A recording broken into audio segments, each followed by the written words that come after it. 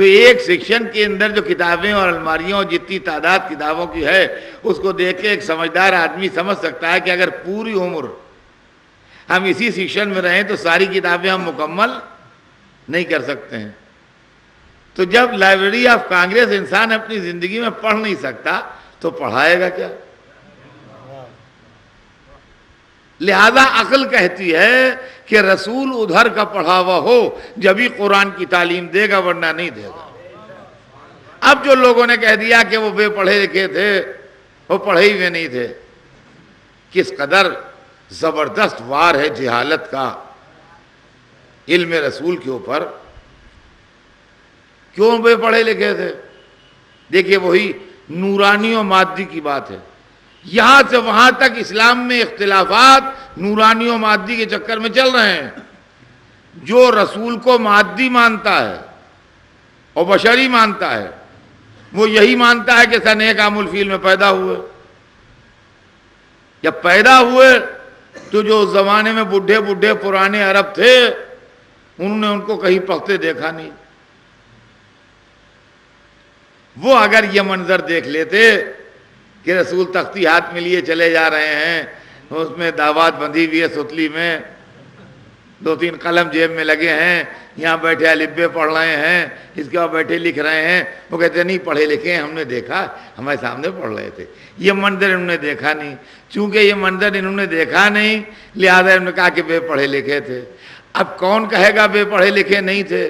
جو اسی دنیا کا مانے گا وہ بے پڑھا لکھا کہے گا، جو اس دنیا کا آنے والا مانے گا وہ پڑھا لکھا کہے گا. فرمایا ہم نے. اب میری عمر زیادہ ہے، آپ کی عمر کم ہے، میری طالب علمی کا زمانہ گزر گیا، ان لڑکوں نے کسی نے مجھے دیکھا ہی نہیں پڑھتے ہوئے.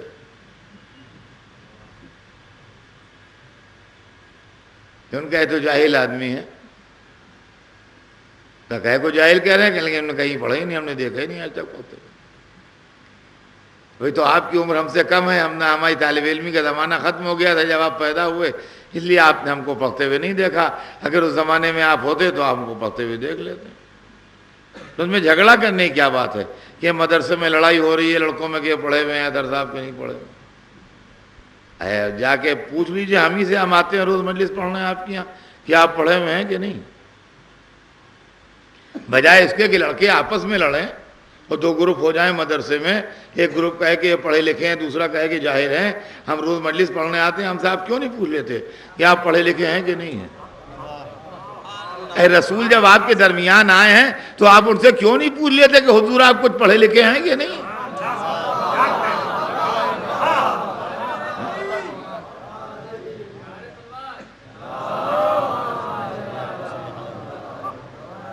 آپ ان سے پوچھ لیجئے کہ حضرت آپ کچھ پڑھے لکھے ہیں کہ نہیں. اور جب ہم نے رسول سے پوچھا کہ آپ پڑھے لکھے ہیں حضور کے نہیں، تو انہوں نے ایسی بات کہی جو دنیا میں آج تک کسی نے کہی نہیں. کہنے لگا انا مدینۃ العلم، میں تو علم کا شہر ہوں، میں تو علم کا شہر ہوں. اور دنیا میں رسول اللہ سے پہلے نہ کسی نے اپنے کو علم کا شہر کہا، نہ رسول اللہ کے بعد کسی نے اپنے کو علم کا شہر کہا. ایک ہی آدمی ہے پوری دنیا میں جس نے کہا میں علم کا شہر ہوں. ورنہ یہ ہم نے سنا کہ علم کا دریا ہے اور علم کا سمندر ہے اور علم کا خزانہ ہے، لیکن یہ کسی نے نہیں سنا کہ میں علم کا شہر ہوں. رسول نے تنہا اپنے لیے کہا ہے کہ میں علم کا شہر ہوں. اور اس جملے کی بلاغت سمجھیے علم کے شہر کی کیا بات ہے. اس لیے کہ رسول کے سینے میں ہے علم قرآن، قرآن میں ہے تمام طرح کے علم. دنیا میں جتنے عالم ہیں وہ علم کی دکانیں ہیں. یہ بات سمجھیے گا ذرا، میں توہین آمیز نہیں کہہ رہا ہوں جملہ جو آپ سمجھیے میں کسی کی توہین کر رہا ہوں، کسی پڑھے لکھے کی. جتنے عالم ہیں وہ علم کی دکانیں ہیں. دکان کا کیا مطلب ہے؟ مطلب یہ ہے کہ جس دکان میں جو کاروبار ہوتا ہے اور جو دکاندار ہے وہ اس فیلڈ کا ایکسپرٹ ہوتا ہے، دوسری چیز نہیں جانتا. جس کی غلے کی دکان ہے وہ غلے کے بارے میں جانتا ہے، سونے کا بھاؤ اسے نہیں معلوم ہے. جس کی سونے کی دکان ہے وہ الیکٹرانک آئٹم نہیں بتا پائے گا. جس کی الیکٹرانک آئٹم کی دکان ہے وہ میڈیکل سائنس کی جو دکانیں ہیں اور جہاں دوائیں بکتی ہیں اس کو نہیں بتا پائے گا. جہاں دوائیں بکتی ہیں وہاں موٹر پارٹس آپ کو نہیں ملیں گے. جہاں موٹر پارٹس ملتے ہیں وہاں آپ کو کپڑا نہیں ملے گا. جہاں کپڑا ملتا ہے وہاں جنرل مرچنٹ کا سامان نہیں ملے گا. معلومات جو جس فیلڈ کا ہوتا ہے اس فیلڈ کے معاملات کو جانتا ہے، باقی معاملات کو نہیں جانتا ہے. ویسے عالم ہوتے ہیں. آپ انجینئر ہیں تو انجینئرنگ کی فیلڈ میں آپ واقف کار ہیں، لیکن ڈاکٹری میں آپ کچھ نہیں جانتے ہیں. یہ ڈاکٹر ہیں، یہ ڈاکٹری کی فیلڈ کے واقف کار ہیں، یہ انجینئرنگ میں نہیں جانتے ہیں. وہ سائنسداں ہیں، وہ کیمسٹری کے بڑے ماہر استاد ہیں، وہ اپنی فیلڈ میں جانتے ہیں. وہ بایولوجی نہیں جانتے، وہ بایولوجی کے استاد ہیں. وہ میتھمیٹکس نہیں جانتے، وہ میتھمیٹکس کے استاد ہیں. وہ پرشین نہیں جانتے، وہ پرشین جانتے ہیں. انگریزی نہیں جانتے، وہ انگریزی جانتے ہیں. عربی نہیں جانتے. مطلب یہ ہے کہ ایک چیز ایک آدمی جانتا ہے، دوسری چیز وہ نہیں جانتا. وہ عالم دین ہیں، وہ دنیا کے دوسرے معاملات اور دوسرے علوم جو ہیں وہ نہیں جانتے. تو معلوم ہوا کہ ہر ایک کی ایک فیلڈ ہوتی ہے. تو یہ جو ہے یہ علم کی دکانیں ہیں. اور لکھنؤ کیا ہے؟ لکھنؤ شہر ہے، دکان کا نام نہیں ہے. یہاں آپ کو غلہ بھی ملے گا، یہاں کپڑا بھی ملے گا، یہاں دوائیں بھی ملیں گی، یہاں موٹر پارٹس بھی ملیں گے، یہاں گاڑیاں بھی ملیں گی، یہاں سونا چاندی بھی ملے گا، یہاں الیکٹرانک آئٹم بھی ملیں گے، ہر چیز ملے گی. کہا سب مل جائے گا لکھنؤ میں؟ کہا کیوں نہیں ملے گا، لکھنؤ شہر ہے. اب سمجھے آپ، انا مدینۃ العلم.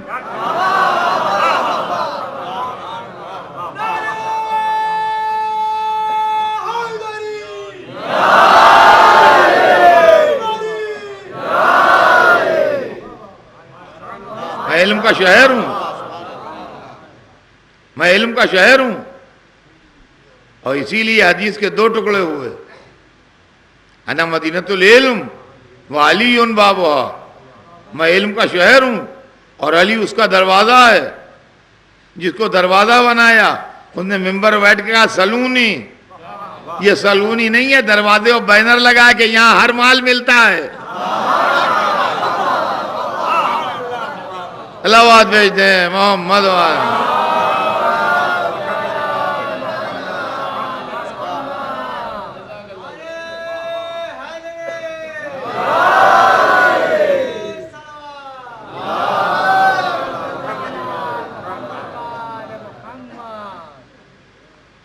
تو اب سرور کائنات کے پاس اتنا علم کہ قرآن مجید کی تعلیم دے سکیں.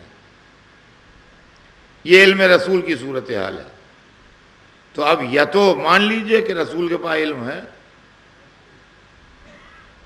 یا تو مان لیجئے کہ میں پڑھا لکھا آدمی ہوں.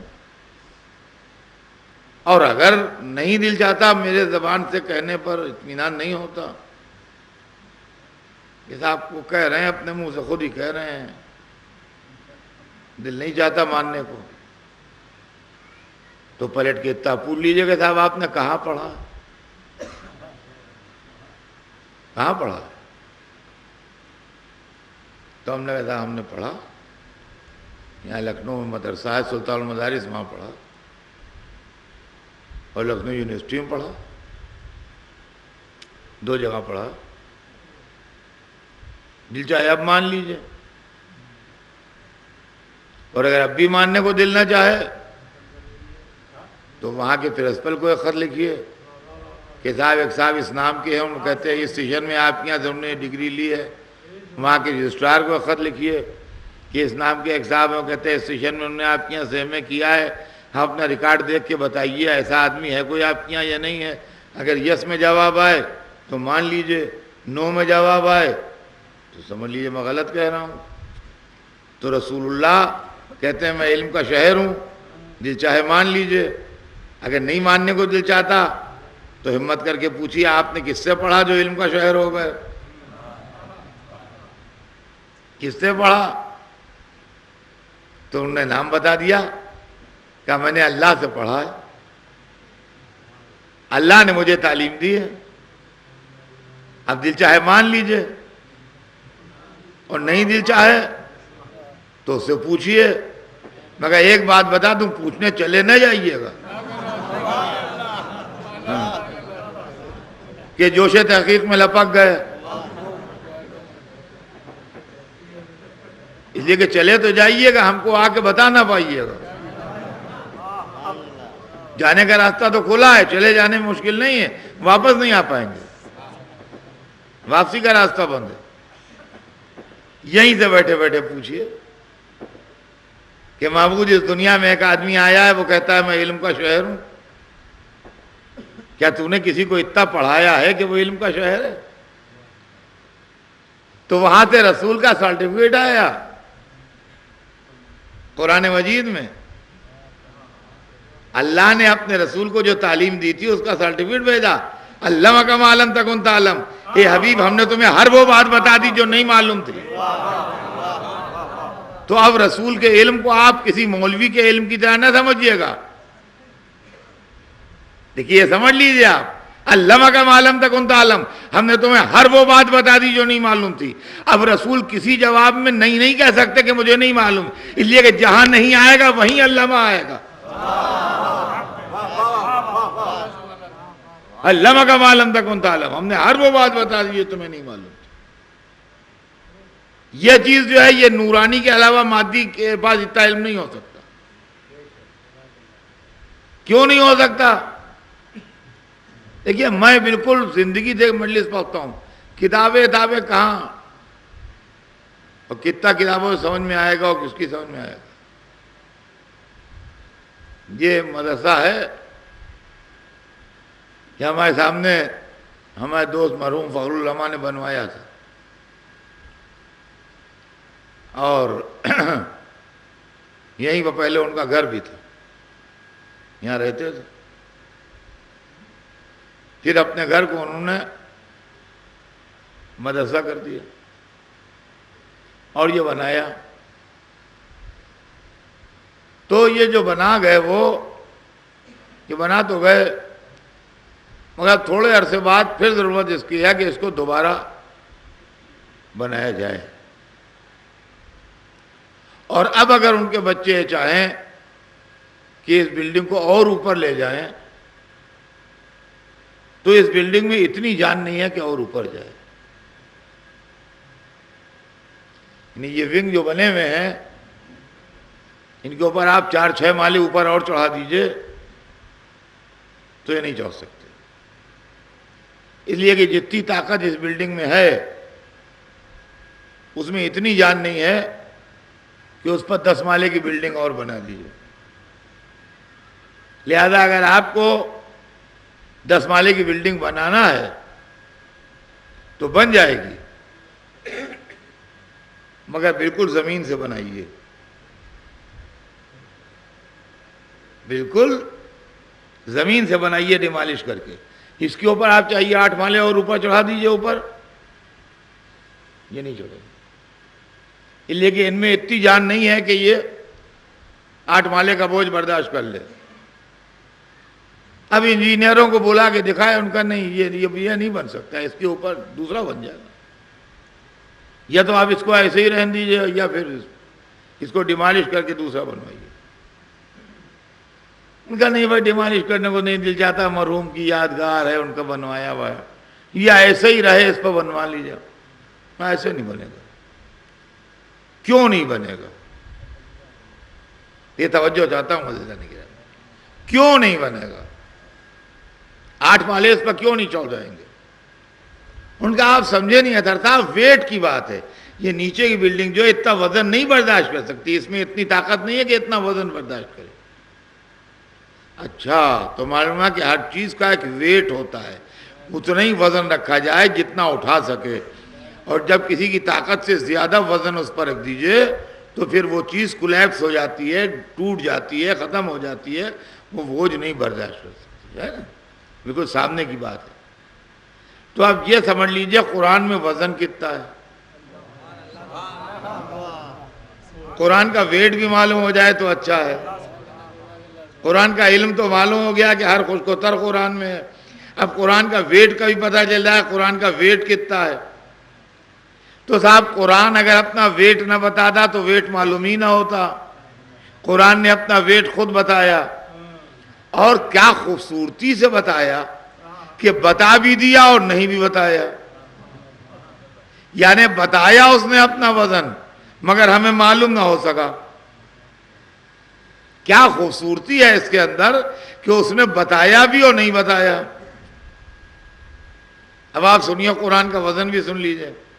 قرآن کے وزن کے لیے ارشاد ہوتا ہے کہ لو انزلنا ھذا القرآن علی جبل لرأیتہ خاشعا متصدعا من خشیۃ اللہ، یہ قرآن اگر ہم پہاڑ پر اتار دیں تو تم دیکھو گے کہ پہاڑ خوف خدا سرما ہو گئے۔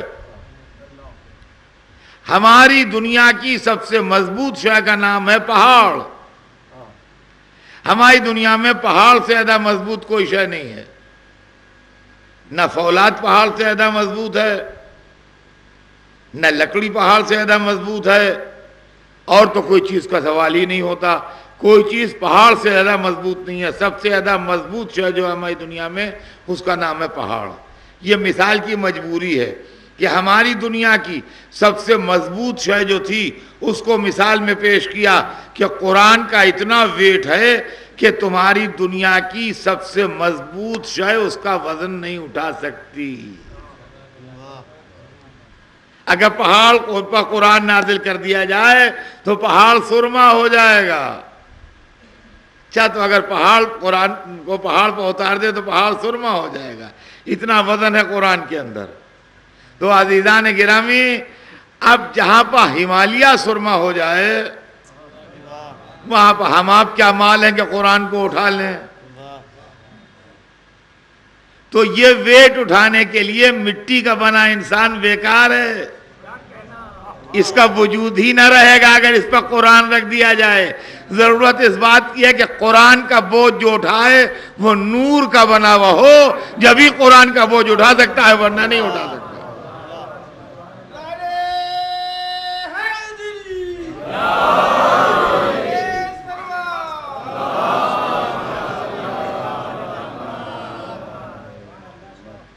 تو وزن قرآن اٹھانے کے لیے ضرورت اس بات کی ہے کہ مخلوق نوری ہو جو قرآن کا وزن اٹھائے۔ تو عزیزان گرامی، اللہ نے اپنے حبیب کو تعلیم قرآن دی اور اس کے بعد اس دنیا میں اس لیے بھیجا کہ وہ کتاب کی تعلیم دے۔ اسلام کو لوگوں نے بڑی تنگ نظری سے دیکھا، اسلام کو لوگوں نے بڑی نیرو مائنڈڈ ہو کے دیکھا۔ وہ یہ سمجھے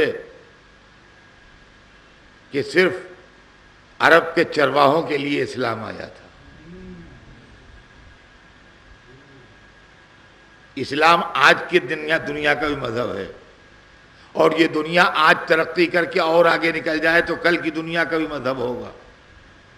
لہذا ضرورت اس بات کی ہے کہ اسلام کے اندر اتنی علمی بلندی ہو کہ ہر زمانے کے علمی معیار کے مطابق وہ دنیا کو اس کا سبق دے سکے، بلکہ اس سے زیادہ کا مظاہرہ کر سکے۔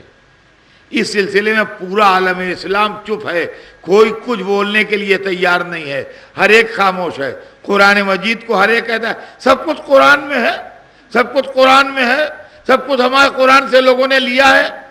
ارے خدا کی قسم، اہل بیت کا دامن چھوڑ کے بے غیرتی تو اسی دن پیدا ہو گئی جس دن دامن اہل بیت سے منہ موڑا۔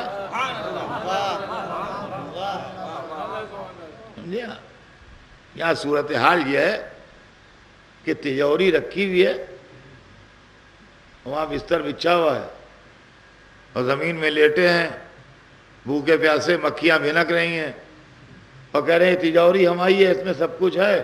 اتنے بڑے بڑے ہیرے ہیں کہ کوہ نور کوئی چیز نہیں ہے، اتنے بڑے بڑے یاقوت ہیں کہ ایک نکالیں تو ساری دنیا کو ہم خرید سکتے ہیں۔ اس کے اندر اتنا یہ ہے، اتنا وہ ہے، اتنا وہ ہے، جو کچھ ہے وہ سب بتا رہے ہیں، یہ ہے وہ ہے، فلاں چیز ہے اور فلاں چیز ہے، مگر اس کے اندر کیا ہے کہ اس کے اندر تالا لگا ہوا ہے، کنجی نہیں ہے، اس کی کنجی نہیں ہے، اس کی بھیا تالا لگا ہوا ہے، اس کے اندر کنجی نہیں ہے، اس کے اندر۔ لہذا میاں آپ کیا بتائیں، ہم کچھ مزاحی چائے پلا دو، سویرے سے یوں ہی بیٹھے میں سے مانگ کے چائے پی لی۔ بھیا ذرا سا کھانا لے آؤ کہیں سے کھا لیں، بھوکے ہیں سویرے سے. اما تم ہم کو غریب نہ سمجھنا. یہ قارون کا خزانہ کوئی چیز نہیں جو کچھ اس میں اربوں روپے کی ملین ٹریلینز کی دولت ہے. امریکہ کیا ہے؟ ہم ایک امریکہ خرید کے چھوڑ دیں گے ابھی. بھیڑی نکالنا.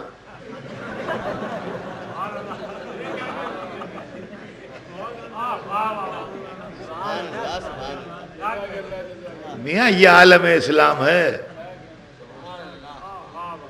یہ عالم اسلام ہے عزیزان گرامی.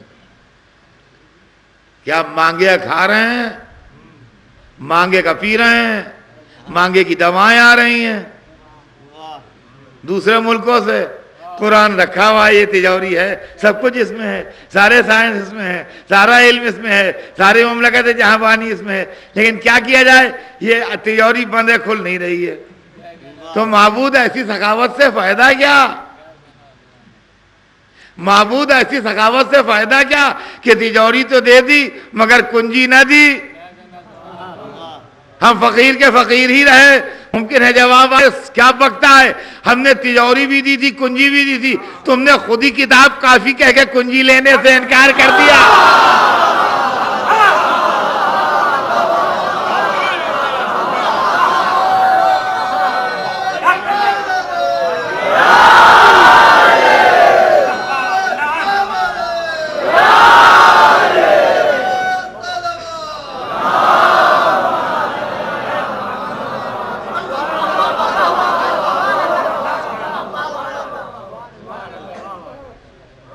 بیٹھے رہو خالی پیٹ میں پتھر باندھے. تو عزیزان گرامی صورتحال جو ہے وہ یہ ہے عالم اسلام کی. یہ سب سائنس ہمارے ہیں, یہ سب علوم ہمارے ہیں, یہ ہم نے بتایا دنیا کو. اما ایک سائنٹسٹ نے آج تک کہا کہ یہ ہم نے قرآن سے لیا, اسلام سے لیا ہے؟ کوئی ہو تو ریکارڈ بتائیے. اگر تعصب کرتے تو کسی مسلم سائنسدان نے کہا ہوتا.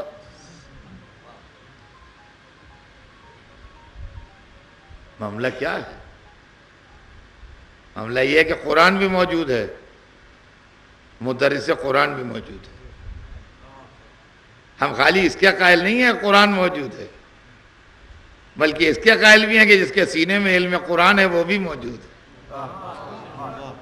اسی لیے ہم نے سلسلہ محمدیت کو سن 11 ہجری میں تمام نہیں کیا ہے, بلکہ سلسلہ محمدیت صبح قیامت تک جائز. لہذا کتاب و حکمت کی تعلیم دینے والا صبح قیامت تک موجود رہے گا, تاکہ دنیا جس منزل پر دیکھے اس منزل پر اس کو ثابت ہو جائے کہ حق کیا ہے اور باطل کیا ہے. عزیزان گرامی کل انشاءاللہ عرض کروں گا آپ کی خدمت میں کہ نورانیت کیا ہے اور علم کیا ہے. آج میں نے اختصار کے ساتھ آپ کی خدمت میں عرض کیا کہ علم, رسول مکتب قدس کے پڑھے ہوئے وہاں سے تعلیم حاصل کر کے آئے, اللہ کی بارگاہ سے لے کے آئے. انسان دو طرح کے ہیں, ایک وہ انسان ہے جو پڑھنے آئے, ایک وہ انسان ہے جو پڑھانے آئے. ہم وہ انسان ہیں جو پڑھنے آئے ہیں. ہماری نشاندہی بھی قرآن میں ہے. ہمارے لیے قرآن کہتا ہے کہ اخرجکم من بطون امہاتکم لا تعلمون شیئا, تم ماں کے پیٹ سے اس طرح باہر آئے کہ کچھ نہیں جانتے تھے, جاہل تھے. یہ ہم آپ سب انسان ہیں جو جاہل پیدا ہوئے. اور وہ انسان جو پڑھانے آئے وہ عالم آئے, وہ عالم آئے, اور ایسے عالم آئے کہ یا تو انہوں نے دنیا میں آتے ہی کہا کہ مجھے کتاب دی گئی ہے اور مجھے نبی بنایا گیا ہے, یا انہوں نے رسول کے ہاتھوں پر قرآن پڑھ کے بتایا کہ ہم پڑھنے نہیں آئے ہیں, پڑھانے آئے ہیں. تو وہ لوگ ہماری طرح کے لوگ نہیں ہیں. ہم جب ناسمجھ ہوتے ہیں, بچے ہوتے ہیں, کچھ نہیں جانتے, آہستہ آہستہ تھوڑا تھوڑا علم ہمارے اندر آتا ہے تو ہم بولنا شروع کرتے ہیں. اور ایک ایک لفظ ہم ادا کرتے ہیں، اور اس کے بعد ہماری زبان صاف ہوتی ہے، کھلتی ہے، پھر اس کے بعد زبان میں کسی حد تک فصاحت و بلاغت آتی ہے، جملوں کی ادائیگی کے سلیقے آتے ہیں، کسی ایک زبان کے اندر بولنے کی تھوڑی سی لیاقت پیدا ہوتی ہے، یہ ہماری زبان ہے۔ لیکن وہ جو ادھر سے پڑھ کے آتے ہیں وہ نورانی لوگ ہوتے ہیں، وہ جب دنیا میں آتے ہیں، جب بولتے ہیں، ایک دن کی عمر میں آغوش رسول میں قرآن پڑھتے ہیں، اور جب دنیا سے چلے جاتے ہیں شہادت کے بعد بھی بولتے ہیں، اور کٹے سر سے نیزے پر قرآن پڑھتے ہیں۔ عزیزان گرامی، دنیا نورانیت محمد و آل محمد سے کیسے انکار کر سکتی؟ کیا دنیا قرآن کے اس پڑھنے والے کو بھلا سکتی ہے جو بازار کوفہ میں نیزے پر قرآن پڑھ رہا تھا؟ ہماری جانیں نثار ہو جائیں اس قرآن پڑھنے والے پر جو بازار کوفہ میں تلاوت کلام مجید کر رہا تھا۔ عقل بشر حیران ہے، اور فکر انسانی سمجھ نہیں سکتی اس کی عظمت کو اور اس کی جلالت کو جو ایسے عالم میں قرآن پاک کی تلاوت کر رہا تھا۔ عزیزان گرامی، یہ بات ہر ایک کی سمجھ میں آئے گی نہیں اس وقت تک جب تک کہ نورانیت محمد و آل محمد علیہ السلام سمجھ میں نہ آئے۔ جو اپنا جیسا بشر سمجھیں گے ان کی سمجھ میں کبھی تلاوت قرآن نہ آئے گی۔ لیکن حسین نے راہ شام میں یہاں سے وہاں تک ہدایت کے موتی لٹائے۔ کتنے موقع ایسے ہیں جو سر مبارک نے گفتگو کی۔ پہلا موقع تو تاریخ وہی لکھتی ہے جب بھرے ہوئے بازار کوفہ میں سورہ کہف کی تلاوت ہو رہی تھی، بہن بھائی کی تلاوت سن رہی تھی، ایک ملونہ نے پتھر اٹھا کے مارا اور زینب کا کلیجہ ٹکڑے ہو گیا، سر چوبے محمل پہ دے مارا، کہا اے فلک امامت کے چاند، ابھی کمال کو نہ پہنچا تھا کہ زوال۔ دوسری منزل پھر ہمیں نظر آتی ہے کہ راہ ہدایت دکھائی راہ شام میں۔ ایک منزل کے اوپر تاریخ بتاتی ہے کہ ایک راہب تھا، اس کا دیر تھا، چرچ تھا، اور چرچ کے نیچے قافلہ ٹھہرا ہوا تھا، چھوٹی سی پہاڑی تھی، اس کے بعد چرچ بنا ہوا تھا، نیچے قافلہ ٹھہرا تھا۔ رات کو اس نے اوپر سے دیکھا تو ایک طرف تو اس نے دیکھا ایک فوج پڑی ہے، ایک طرف کچھ قیدی بیٹھے ہیں جو عبادت کر رہے ہیں، جن کے چہرے ذکر خدا سے چمک رہے ہیں، اور جو اس عالم میں بھی سجدے کر رہے ہیں۔ اور قیدیوں ہی کے قریب اس نے ایک منظر عجیب دیکھا جو اس کو سب سے زیادہ عجیب لگا، اور وہ یہ کہ ایک صندوق رکھا ہے اور صندوق سے ایک روشنی نکل کے آسمان تک گئی، ایک عمود نور ہے، ایک پلر ہے کہ روشنی کا، نور کا، تو یہ صندوق سے نکل کے آسمان تک گیا۔ اس کو سب سے زیادہ عجیب چیز جو لگی وہ نور جو نکل رہا ہے صندوق سے، اس کو عجیب لگا۔ وہاں سے وہ اترا، فوج والوں پاس آیا، کہا یہ بتاؤ کہ صندوق میں کیا ہے؟ تو ان بے غیرتوں نے جواب دیا کہ اس میں ایک شخص کا سر ہے، ایک کٹا ہوا سر ہے جو اس میں رکھا ہے۔ وہ راہب اللہ والا انسان تھا، دنیا دار راہب نہیں تھا۔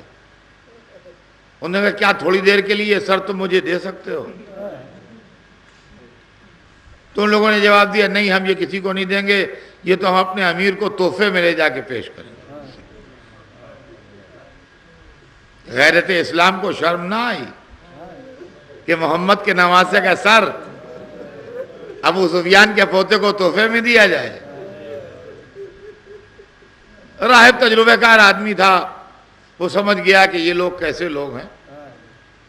وہاں سے ہٹا نہیں. اس نے کہا دیکھو ایسا ہے کہ میرا دائر سامنے ہے, چاروں طرف تمہاری فوج ہے, میں سر لے کے کہاں چلا جاؤں گا؟ میرے پاس 500 درہم ہیں, میں نے اپنی پوری زندگی میں جمع کیے ہیں. میں تمہیں 500 درہم دے دوں, تم تھوڑی دیر کے لیے سر مجھے دے دو, میں تمہیں واپس کر دوں گا. میں لے نہیں جاؤں گا مستقل, تھوڑی دیر کے لیے رکھوں گا اپنے پاس, اس کے بعد تمہیں واپس کر دوں گا. تھوڑی دیر کے لیے مجھے دے دو. جب 500 درہم کی بات آئی تو کہا اچھا درہم لاؤ, پہلے بھی بات کرنا. وہ درہم لے کے آیا.